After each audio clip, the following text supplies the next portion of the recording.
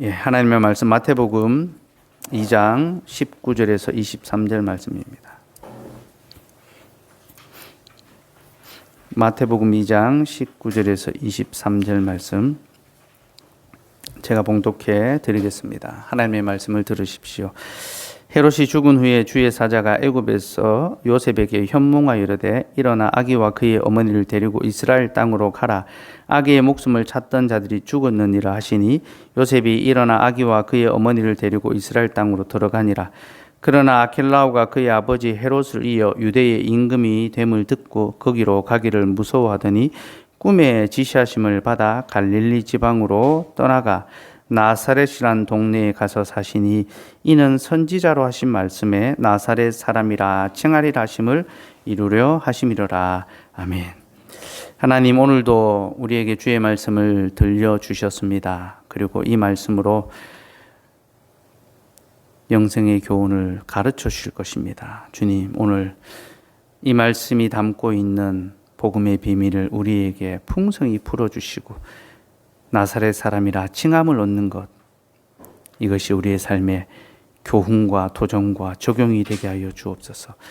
예수님의 이름으로 기도드리옵나이다. 아멘.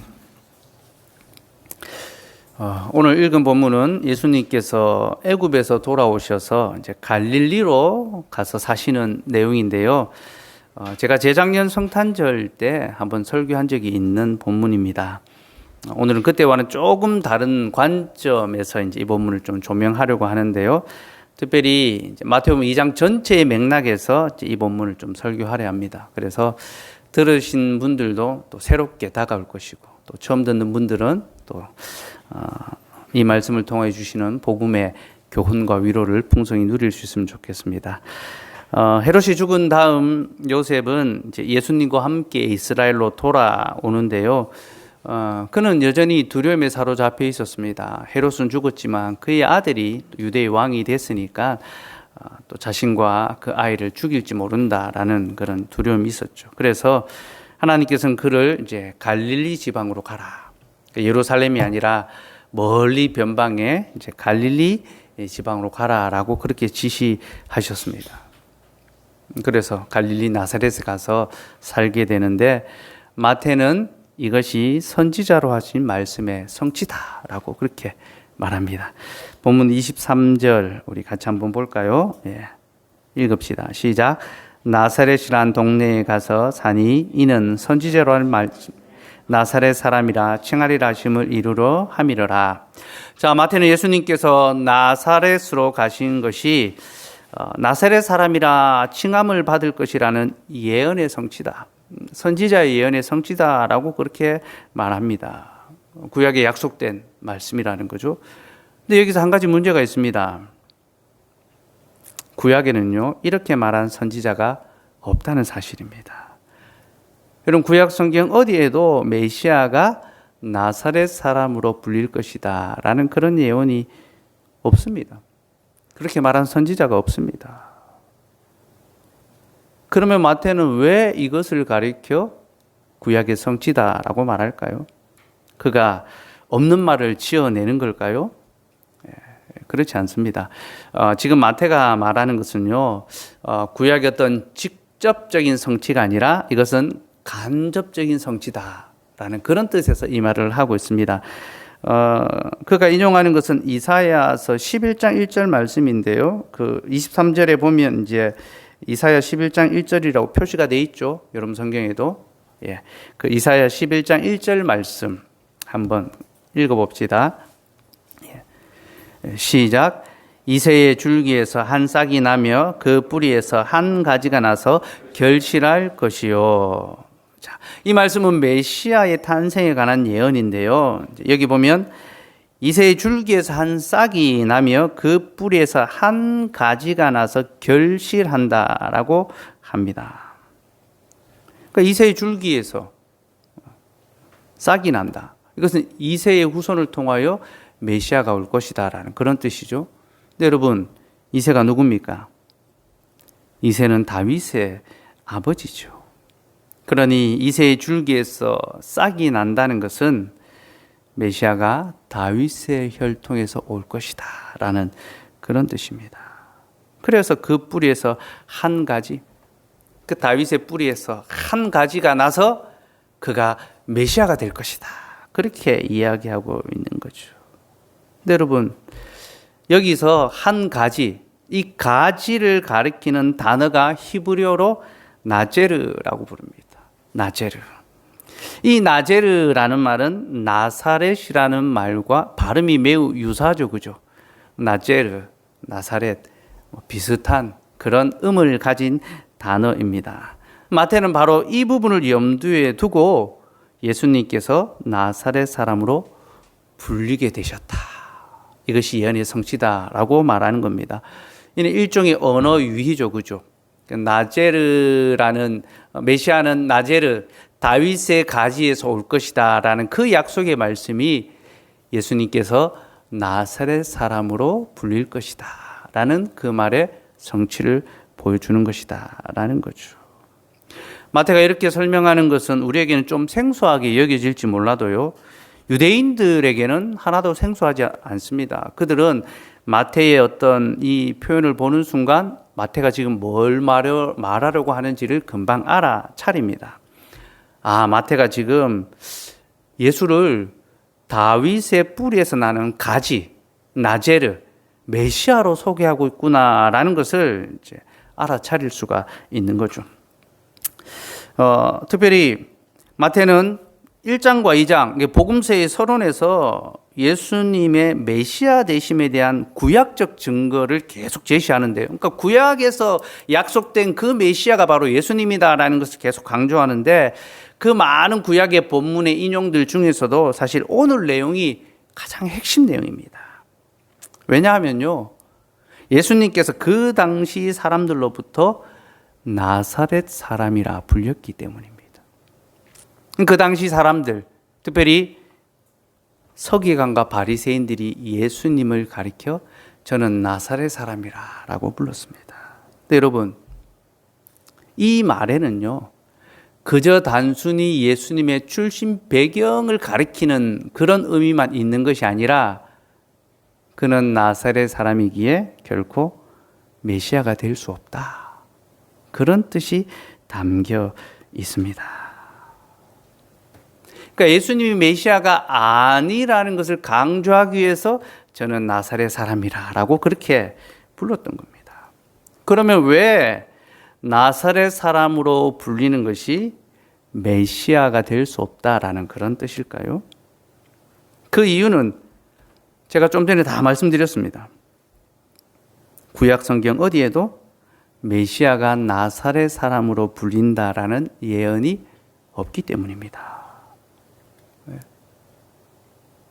구약 어디에도 메시아가 나사렛 사람으로 불린다라는 예언이 없습니다. 그러니까 그가 나사렛 사람으로 불린다라는 것은 그는 메시아가 아니다라는 그런 증거가 되는 거죠. 유대인들은 그렇게 이해하게 되는 겁니다. 특별히 서기관과 바리새인들은요, 예수가 결코 메시아가 될 수 없다는 가장 확실한 증거로 보라, 저는 나사렛 사람이라. 바로 그 내용을 딱 가지고 온 겁니다. 이것이 예수님께서 나사렛 사람으로 불린다라는 것의 그런 의미입니다. 여러분, 요한복음 7장 40절 43절 말씀 한번 볼까요? 자, 오늘 본문, 마태가 오늘 이제 이 내용을 기록하게 되는 배경에 관한 그런 본문입니다. 요한복음 7장 40절에서 43절 말씀 같이 읽읍시다. 시작. 이 말씀을 들은 무리 중에서 어떤 사람은 이 사람이 참으로 그 선지자라 하며, 또 어떤 사람은 그리스도라 하며, 어떤 이들은 그리스도가 어찌 갈릴리에서 나오겠느냐, 성경에 이르기를 그리스도는 다윗의 씨로 또 다윗이 살던 마을 베들레헴에서 나오리라 하지 아니하였냐 하며. 자, 예수님께서 표적과 능력을 행하십니다. 그리고 권능의 말씀을 전하십니다. 그러니까 사람들이 깜짝 놀란 거죠. 이는 누구냐? 이는 우리가 기다리던 그 선지자, 모세와 같은 그 선지자가 아니냐? 이는 참으로 그리스도가 아니냐? 이렇게 말하는 사람들이 나오는 겁니다. 그러자 그들 중에 어떤 사람들이 아니다. 너희가 그리스도께서 어디서 오는지 알지 못하느냐? 그는 갈릴리에서 나지 않고 다윗의 시로 오며 또 다윗의 동네 베들레헴에서 나신다. 이것이 우리가 알고 있는 말씀의 내용이지 않느냐, 그렇게 말하고 있는 겁니다. 사람들 사이에 이런 논쟁이 이제 붙은 거죠. 그리고 예수님께서 결코 메시아가 아니다, 그는 갈릴리 사람이다, 나사렛 사람이다라고 말하는 이들은 바로 대제사장과 바리새인들입니다. 이들은 예수님을 잡으려고 하고 있습니다. 그래서 그럼 45절부터 보면요, 대제사장과 바리새인들이 이제 예수님을 잡으려고 사람들을 보내는 그런 장면이 나오는데요. 이들은 사람들이 예수님을 메시아로 그렇게 따르고 믿는 것은 그들이 율법, 곧 성경을 몰라서 그렇다라고 그렇게 말합니다. 49절 말씀. 한번 읽읍시다. 49절 시작. 율법을 알지 못하는 이 무리는 저주를 받은 자로다. 여러분, 이 무슨 뜻입니까? 대제사장과 바리새인들은 사람들이 성경을 모르니까, 율법을 모르니까 지금 예수를 메시아라고 부르고 그를 따라가고 있다. 그들은 저주받을 자들이다. 예수는 메시아가 아니다라고 그렇게 선언하는 겁니다. 그래서 예수를 잡아 죽이려고 하죠. 근데 이때 그들 중에 니고데모라는 아주 유명한 율법 학자가 일어나서 예수님을 변호합니다. 그런데 이들이 이 니고데모를 향하여 실문하고 책망하는 그런 내용이 또 나옵니다. 50절 52절 말씀 같이 읽읍시다. 시작. 그 중에 한 사람 곧 전에 예수께 왔던 니고데모가 그들에게 말하되 우리 율법은 사람의 말을 듣고 그 행한 것을 알기 전에 심판하느냐? 그들이 대답하여 이르되 너도 갈릴리에서 왔느냐? 찾아보라. 갈릴리에서는 선지자가 나지 못하느니라 하였더라. 니고데모가 예수님에 대해서 변호하니까 이 니고데모는 예수님을 메시아로 생각했습니다. 그래서 밤에 가만히 와서 예수님께 영성에 관한 교훈을 물었었죠. 그가 예수님을 만나보니까 예수님이 보통 분이 아닌 겁니다. 그래서 이 니고데모가 바리새인들 앞에서 예수님을 변호했습니다.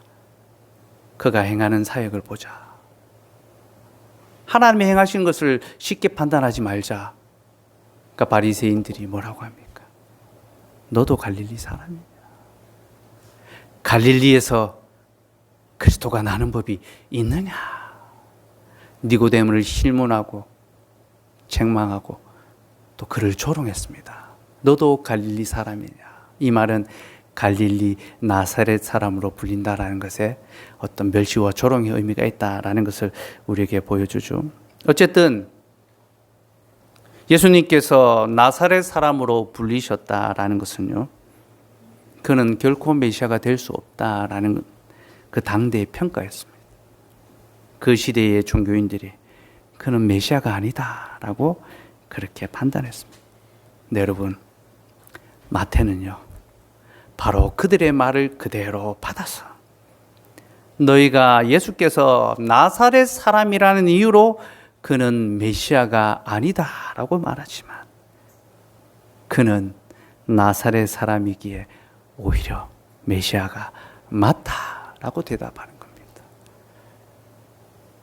이 바리새인들이 가장 강력하게 메시아가 아니라고 제시하는 그 증거를 가지고 마태는 아니다.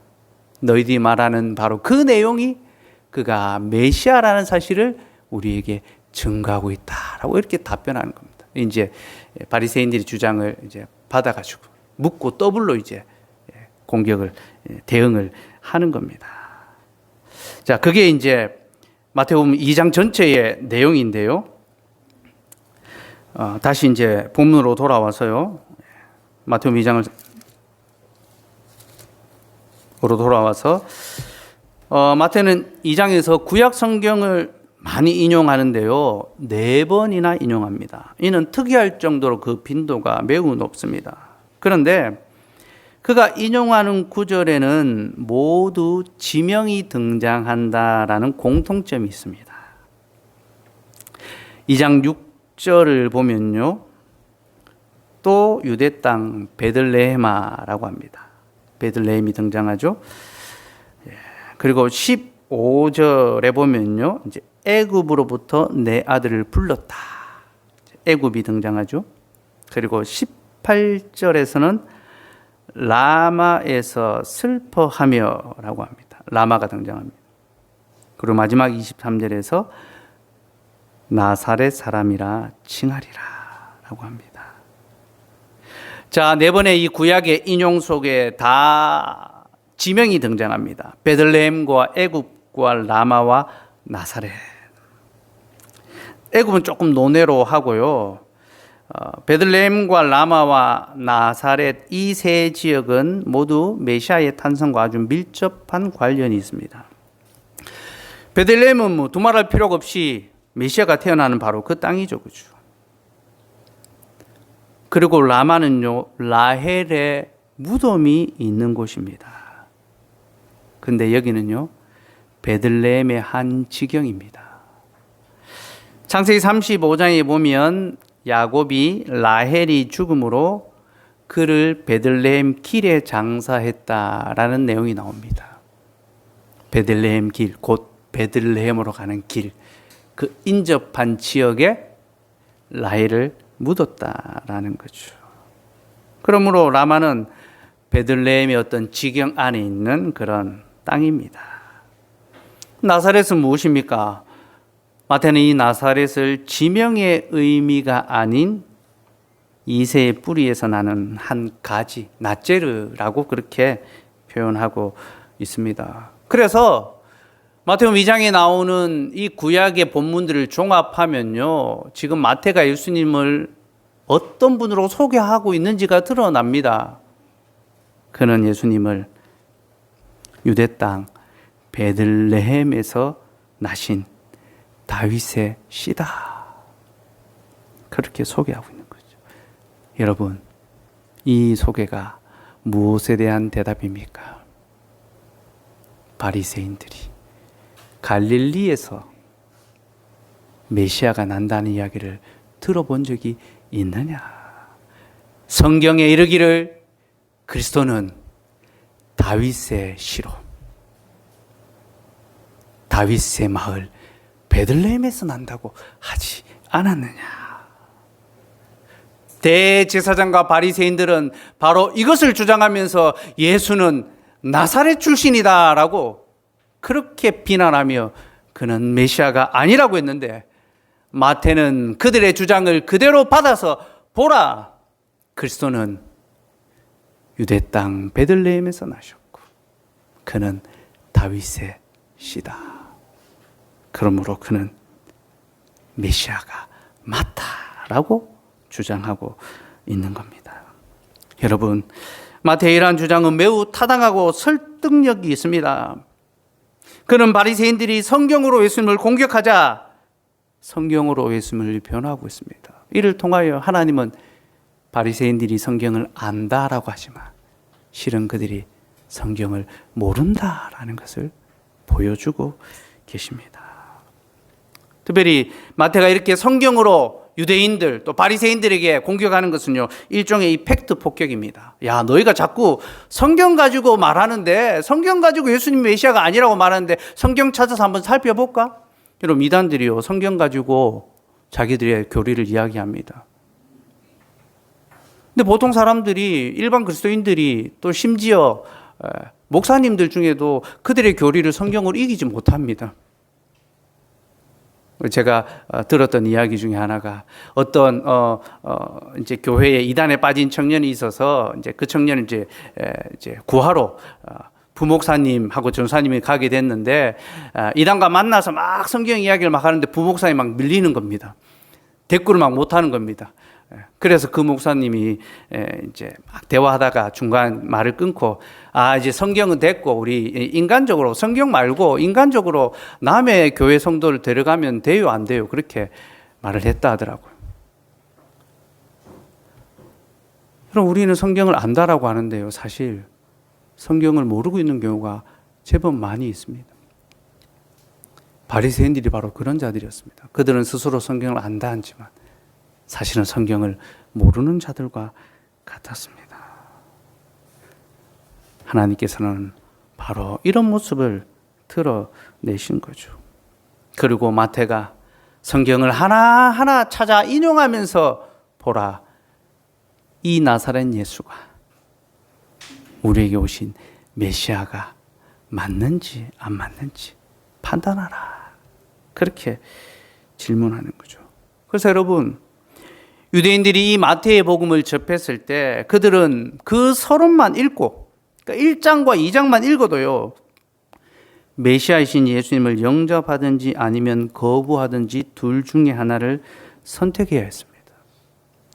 이것이 마태복음의 서론이 보여주는 이 교훈입니다.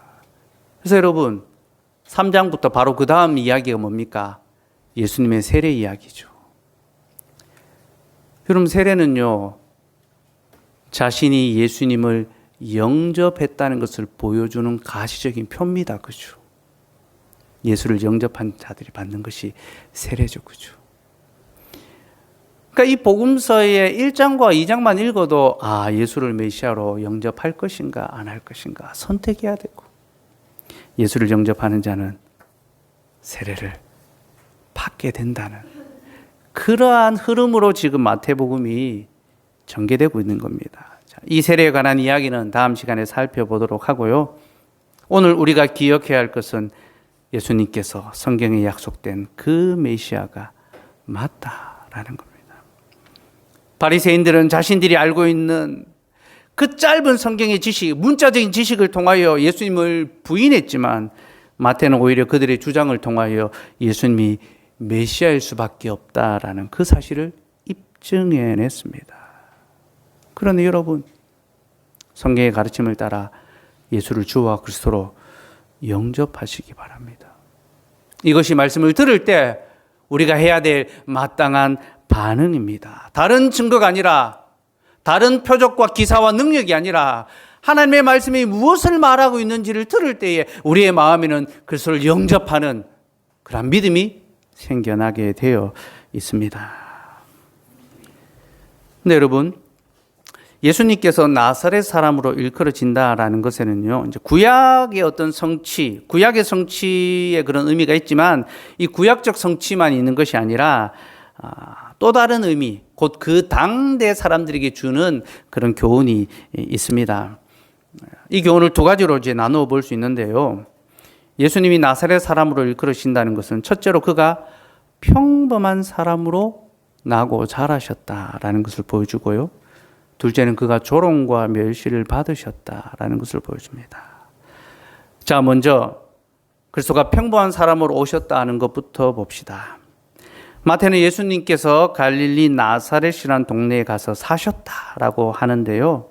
이 말은 예수님께서 유년 시절로부터 해서 장년에 이르기까지 거기서 거하시며 자라가셨다라는 것을 의미합니다. 그렇죠. 아기 예수님이 거기 가셔서 이제 이스라엘의 구속자로 나타나실 때까지 거기 머물러 계셨습니다. 거기서 유년 시절을 보내며 자라가셨던 거죠. 우리는 예수님의 유년 시절에 대해서 잘 알지 못합니다. 그가 어떤 시절을 보냈는지. 근데 여러분, 우리가 추측할 수 있는 것은요, 예수님께서 여느 아이들과 다를 바 없이 평범하게 자라셨다라는 이것을 추측할 수 있습니다. 왜냐하면 예수님께서 나중에 나사렛 자기가 자라신 그 고향에 가서 복음을 전하시는데 사람들이 이렇게 말합니다. 이는 요셉의 아들이 아니냐. 이 예수는 누구 집 아들 아니냐? 우리가 그의 나고 자라는 것을 다 봤는데, 그가 언제 학교 가고, 그가 어떤 일이 있었고, 그가 어떻게 자라났는지 우리가 다 아는 그 사람인데, 그가 낯선 모습으로 나타났다. 그런 반응이죠, 그죠? 예수님의 나고 자라는 이 평범한 일상의 과정을 그 마을 사람들이 다 봤다는 겁니다. 그러므로 여러분, 예수님께서 나사렛 사람이 되셨다라는 것은요, 그가 한 인간으로서 겪어야 할 모든 일상적 과정을 다 거치셨다는 것을 의미합니다. 예수님께서도 부모의 돌봄을 받으셨으며 또 부모님의 말씀에 순종하시고 부모를 받들어 섬기셨습니다. 여러분, 예수님이라고 나시자마자 아기 때부터 부모를 이끌고 부모의 필요를 채워주고 그렇게 하지 않았습니다. 부모가 그 예수님의 필요를 채우고 사랑으로 양육하고 또 부모님의 말씀에 순종하며 그를 받들어 섬기셨습니다. 여러분, 이렇게 우리의 구속자이신 예수 그리스도는 우리와 하나도 다를 바 없는 일상의 삶을 살아가셨습니다. 둘째로 나사렛 사람이라 불리신 것은 예수님께서 조롱과 멸시를 받으셨다라는 것을 의미합니다. 아까도 보았지만 너도 갈릴리 사람이냐? 나사렛에서는 무슨 선한 것이 나겠느냐? 이런 갈릴리 사람, 나사렛 사람이라는 말에는요, 조롱의 의미가 담겨 있습니다. 갈릴리는 이스라엘 북쪽의 변방의 땅이었는데요. 북쪽에서 이방 민족이 침입해 올 때마다 가장 먼저 수탈을 당하고 유린을 당하는 그런 땅이었습니다. 그리고 이 갈릴리는요, 이스라엘 역사와 종교와 정치에 있어서 한 번도 중심이 되어 본 적이 없는 그런 땅이었습니다. 그래서 사람들은 나사렛에서는 선한 것이 나올 수 없다라고 조롱했으며 갈릴리 사람들을 가리켜 학문 없는 무식한 자들이다, 물고기나 잡는 자들이다, 그렇게 조롱했던 것입니다. 우리가 좀 전에 살펴본 것처럼 바리새인들이 율법을 모르는 자들은 저주받을 자들이다 라는 이 표현이 바로 갈릴리 사람들을 가리키는 그런 표현이기도 합니다. 그런 예수님께서 나사렛 사람이라 일컬음을 받으셨다라는 것은 그 시대 사람들에게 조롱과 멸시를 당하셨다라는 것을 우리에게 보여주죠. 근데 여러분, 마태는 이와 같은 내용을 통하여 우리에게 메시아의 중요한 두 가지 속성을 가르쳐줍니다. 그리스도가 평범한 일상적인 삶을 통하여 자라셨다는 것과 그가 멸시와 천대를 받으셨다는 것을 통하여 메시아의 속성을 우리에게 가르쳐줍니다. 첫 번째는 그리스도는 평범한 모습으로 오셨기에 사람들이 그를 알아보기가 어렵다는 것입니다.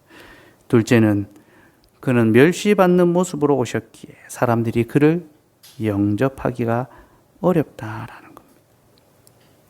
너무나 평범한, 우리 중에 나고 우리와 같이 자라고 우리와 같이 사셨기 때문에 그가 메시아라는 사실을 알아차리기가 쉽지 않다는 겁니다. 그럼 그래서 예수님께서 나사렛에서 복음을 전하셨을 때 그곳 사람들은 예수님을 영접하지 않았습니다. 이는 요셉의 아들이 아니냐?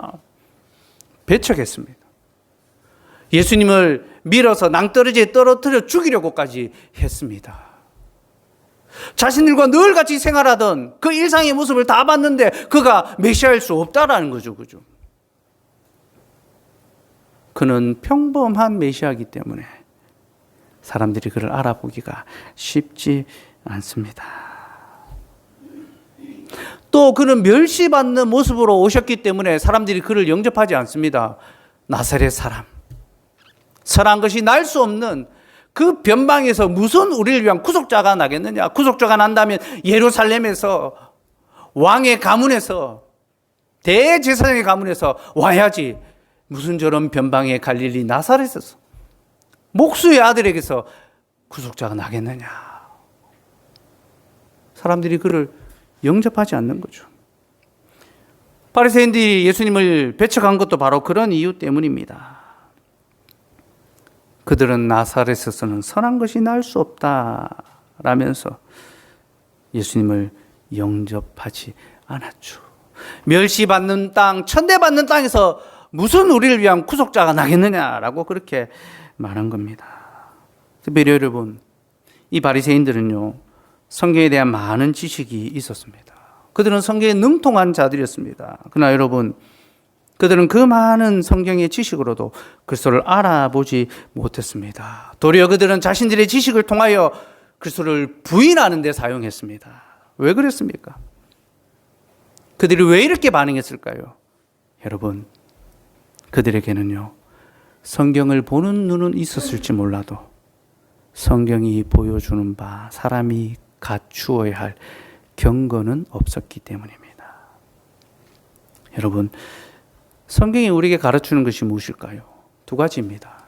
첫째는 하나님에 관한 교훈이며, 둘째는 하나님께서 우리에게 요구하시는 삶에 관한 교훈입니다.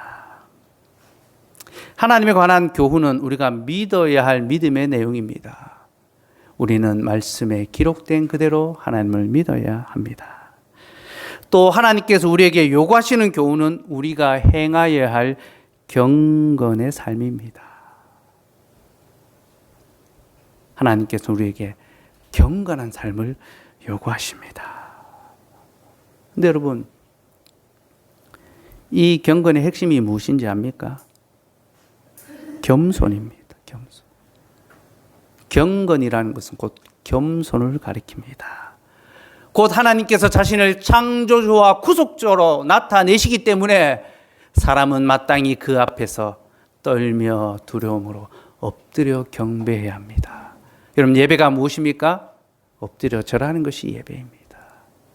하나님 앞에 겸손히 자신을 낮추어 엎드리는 것이 예배며, 자신의 삶을 살아갈 때에 말씀에 따라 겸손하게 자기를 낮추어 행하는 것이 바로 경건의 삶입니다.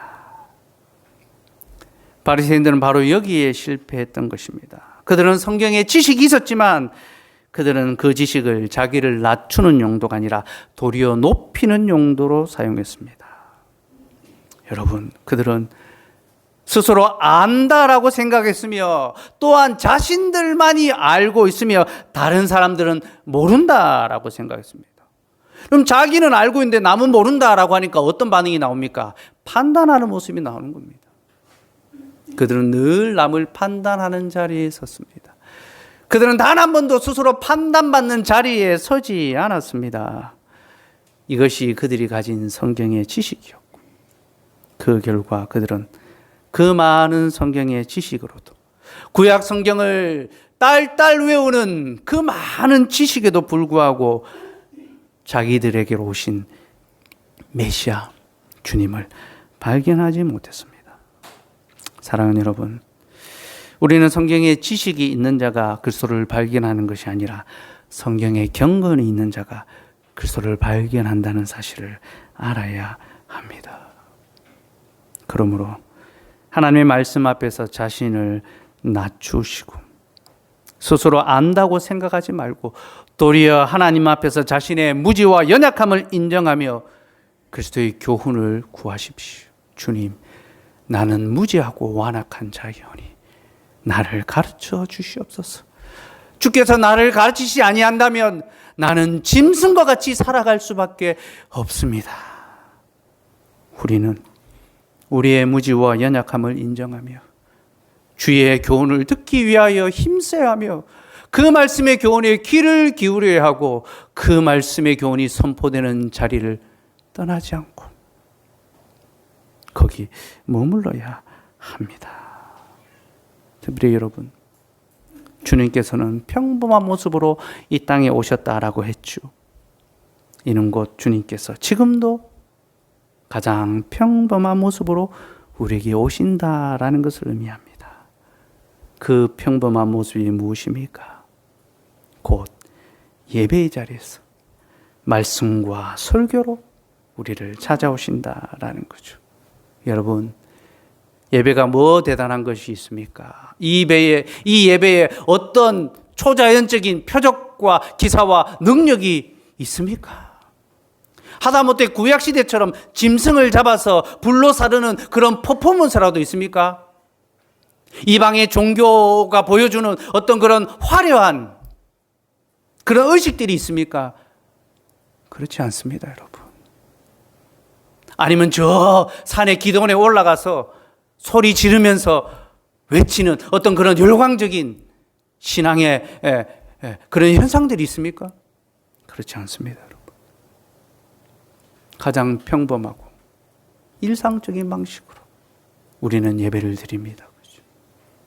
우리가 잘 알아듣는 말로 하나님을 찬송하고 신앙을 고백하고 또 주께서는 우리가 알아들을 수 있는 말로 우리를 가르치십니다. 또한 인간 직분자, 여러분과 하나도 다를 바 없는 연약한 인간 직분자를 통하여 말씀하시고 교훈하시고 그를 통하여 봉사하게 하십니다. 그러나 여러분, 바로 이 일상의 평범한 예배가 주님이 우리를 찾아오시는, 지금도 우리를 찾아오시는 방식이라는 것을 아시기 바랍니다.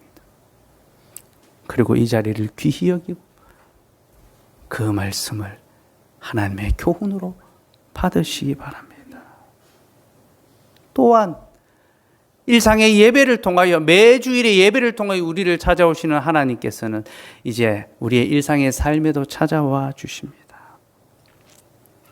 아무 특별할 것이 없는, 매주일 매일 수례를 하고 어떤 집회를 하고 그런 어떤 현장이 아니라 내가 매일같이 먹고 자고 일하고 수고하는, 매일 반복되는, 하나도 다를 바 없고 이런 일상을 좀 탈피하고 싶다라고 생각하는, 그렇게 무한히 반복되는 그 일상의 삶의 자리에 주님께서 찾아오셔서 우리와 함께 하시고 우리와 함께 사시고 우리와 함께 거하십니다.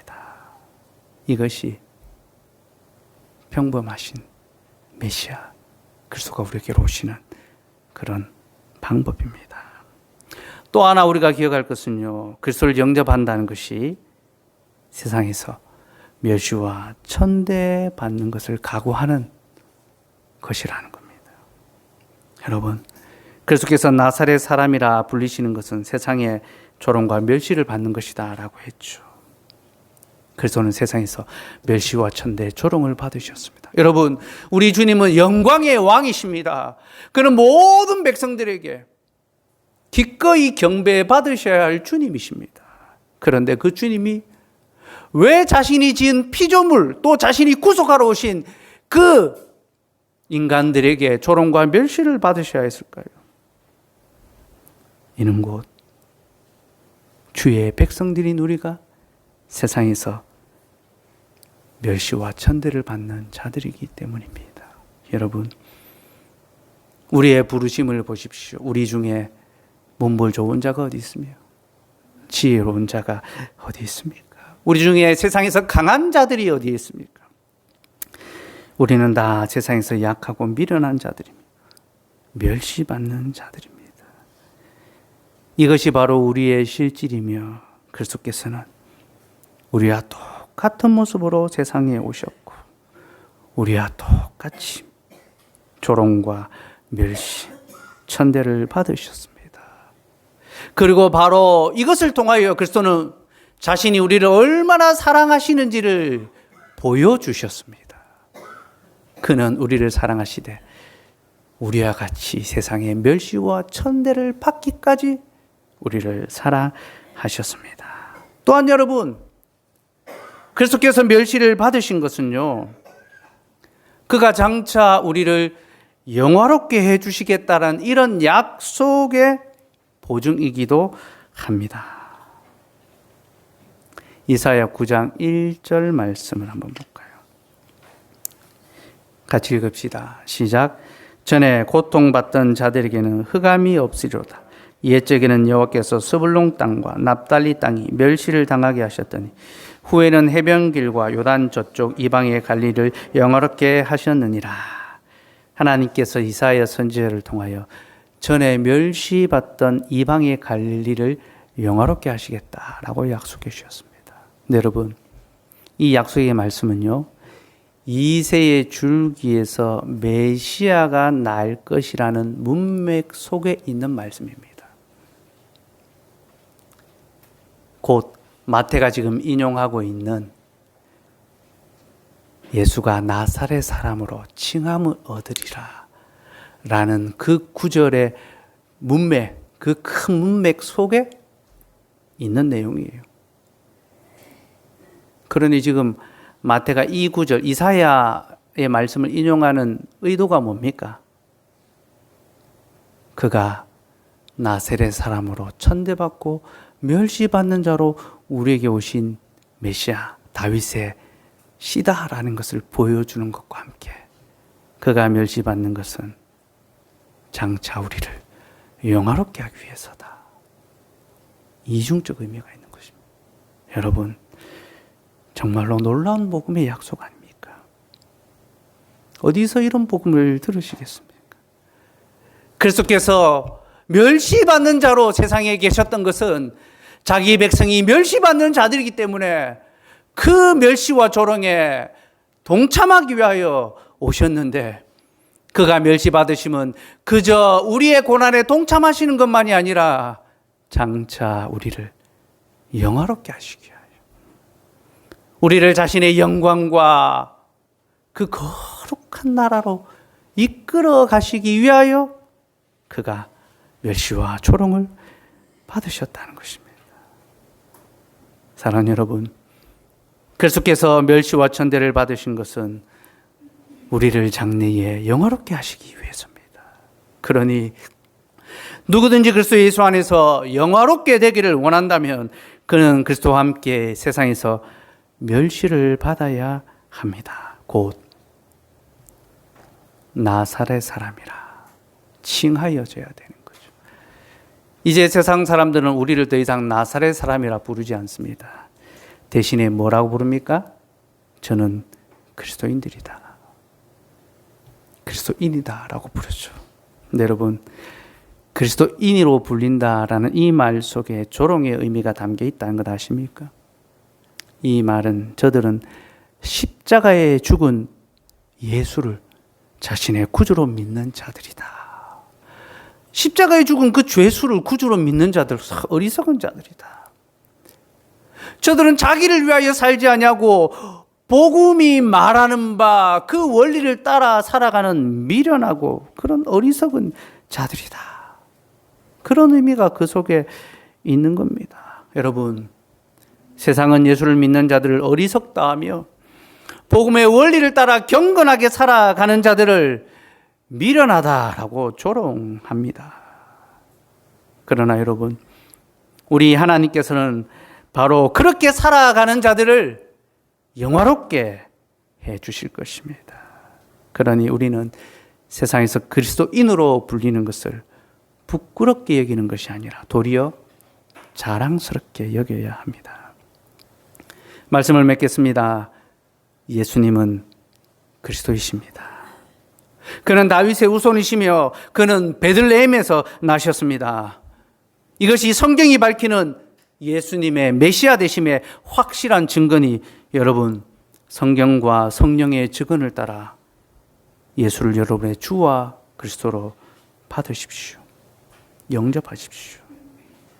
그리고 우리가 그리스도를 영접한다는 것은 우리의 일상의 모든 삶에서 그리스도를 경배한다는 것을 가리킵니다. 곧 매주 드리는 우리의 예배에서 우리가 그리스도를 높여드리며 매일 살아가는 일상의 삶에서 우리가 그리스도의 영광을 위하여 살아가야 한다는 거죠. 여러분, 그리스도는 평범한 늘 반복하는 우리의 예배와 우리의 삶에 찾아오십니다. 그는 우리가 함께 모여 예배하고 성도의 교제를 나누는 자리에 거하시며 또한 그는 우리가 열심히 공부하는 연구실과 책상 위에 또 우리가 매일 수고하는 일터와 작업장 그리고 때로는 우리가 까다로운 사람들을 상대하고 어려운 일을 겪어야 하는 그 삶의 자리에 찾아와 주셔서 우리와 함께 하십니다. 그러니 여러분, 매일 매 순간 그 일상 속에서 주님을 만나시고 주님과 동행하십시오. 그러면 세상이 우리를 이렇게 부를 것입니다. 저 사람은 그리스도인이다. 어쩌면 우리를 조롱하고 멸시하고 또 우리를 우습게 여길지 모릅니다. 그러나 여러분, 하나님께서는 결코 우리를 천대하고 멸시하지 않으십니다. 도리어 우리를 영광스럽게 대하시고 세상에서 천대당한 우리를 마침내 영화롭게 해 주실 것입니다. 이 예수 그리스도의 복음을 받으시고 이번 한 주간도 그리스도와 함께 나사렛 사람으로 불리시는 저와 여러분 되기를 간절히 소원합니다.